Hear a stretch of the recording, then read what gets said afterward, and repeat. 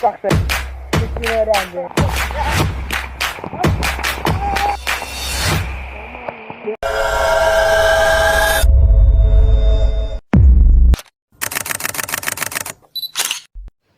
हे YouTube family, आज चाहिँ हामी कालिज मार्न आएको छु। ल म्या के हो यस्तो बगेर आएको, टिपिदिउँ न के हो भनेर टिप्या यार, आफूलाई नै थाहै नभएर यार। तपाईँहरूलाई थाहा छ भने चाहिँ कमेन्ट हान्नु होला। के हुन्छ यस्तो नेपालमा, पानी परै छ त। साथीहरू चाहिँ कालिज मार्नको साटो किन पानीमा खेल्दै बस्छ। कालिज खोज्न आयो भ्याकुता पो पाइन्छ त यार। के हुँदैछ यस्तो नेपालमा। हामीले चाहिँ यहाँ सर्प देखिसकेका छ। साथीले एक गुलेली तन्काएर हाने त सर्पको आधी भागै देखेन त यार। सर्प चाहिँ कडाइ रहेछ यार। अघिदेखि चाहिँ पानी परै थियो। हामीले चाहिँ एउटा जुगाड लाएर गुफाभित्र छिर्या त यार। गुफाभित्र नि पानी पो झर्छ त बे। पानीले चाहिँ हामीलाई लास्टै सतायो, झन् पो ठुलो पर्छ त।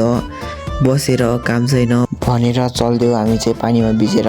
पानी भनेर भाग्या त यार, असिना पो रहेछ। टोपी लाएर भाग्दा नि असिनाले हान्छ त बे। हामी चाहिँ एउटा ठाउँमा बसिरहन्छु असिना नरोकेसम्म।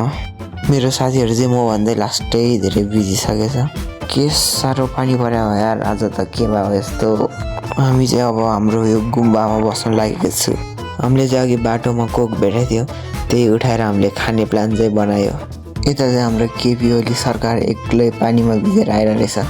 यता चाहिँ हाम्रो केटाहरूको छुट्टै मजा रहेछ क्या। अम्मा के गर्छ हौ यिनीहरू बच्चा जस्तो।